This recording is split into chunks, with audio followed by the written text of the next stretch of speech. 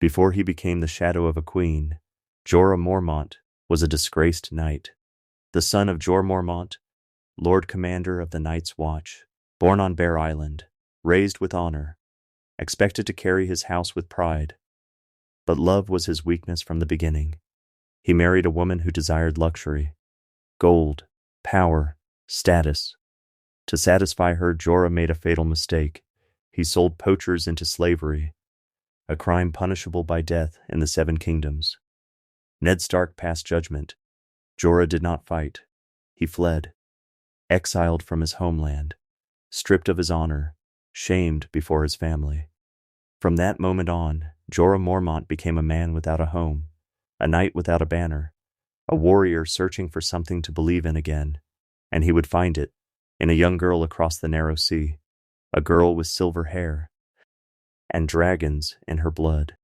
When Jorah first met Daenerys Targaryen, she was not yet a queen. She was a frightened girl, sold into marriage, alone in a foreign land. But Jorah saw something different. He saw strength beneath the fear. He saw fire waiting to awaken. At first, he followed her for survival. He needed favor. He needed coin. He needed a way back to Westeros. He even betrayed her, secretly sending information to Varys, hoping a royal pardon would restore his name. But something changed. As Daenerys grew stronger, so did his loyalty. He watched her walk into flames and survive. He saw her command dragons. He saw men kneel. And somewhere between duty and admiration, love took root, not loud, not confessed, but constant. Jorah became her shield, her advisor, her sword. He stood beside her in deserts, in cities, in battlefields.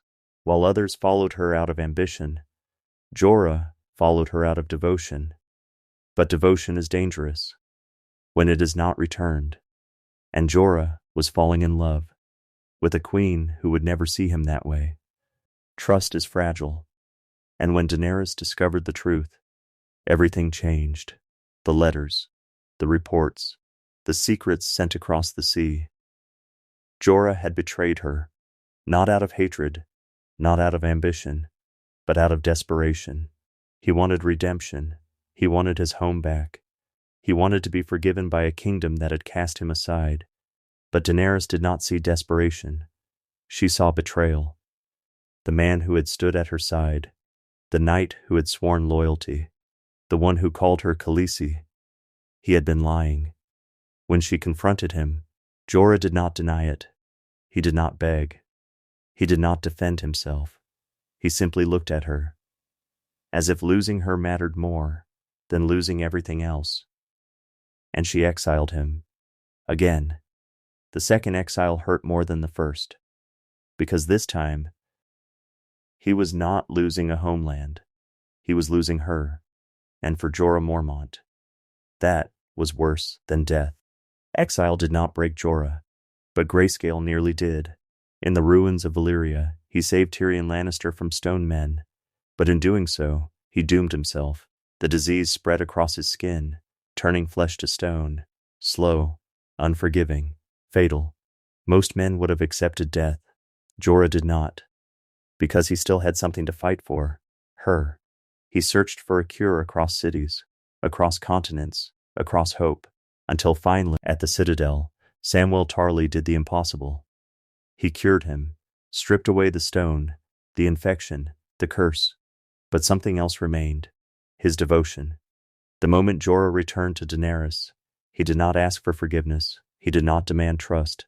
He simply knelt, and when she accepted him back, it was not romantic. It was quiet, respectful, measured. She forgave him, but she never loved him, and still, he stayed. There comes a moment when a man understands the truth, not through words, but through silence. Daenerys grew stronger, more powerful, more distant. Her world expanded, new advisors, new allies, new affections. Dario Naharis, Jon Snow, men she looked at differently. And Jorah noticed. He always noticed.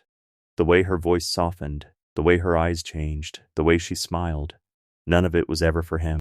He was her knight, her protector, her friend, but never her love. And yet, he never left. He never grew bitter. He never turned cruel. Jorah loved her, without expectation, without promise, without hope. It was not the love of a boy chasing fantasy.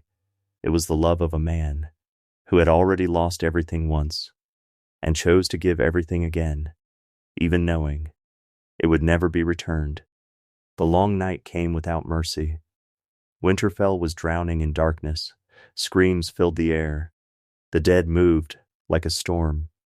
And in the chaos, Jorah did what he had always done. He stood in front of her.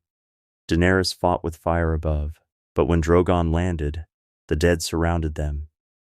There were too many, too close, too fast. Jorah did not hesitate. He drew his sword and placed himself between death and his queen. Strike after strike, he fought, wounded, bleeding, outnumbered. He did not retreat. He did not look back. Every cut he took was one she did not. Every blow he blocked was one meant for her. Until finally, his strength gave out. He fell to his knees, still facing the enemy. Daenerys held him as he died. And for the first time, she looked at him, not as a knight, not as a servant, but as the man who had always been there. He died protecting her, the only way he ever knew how to love. Jorah Mormont began as a disgraced knight. He made mistakes. He chose poorly. He betrayed the woman he would later die for. But he never stopped loving her. Not when she exiled him.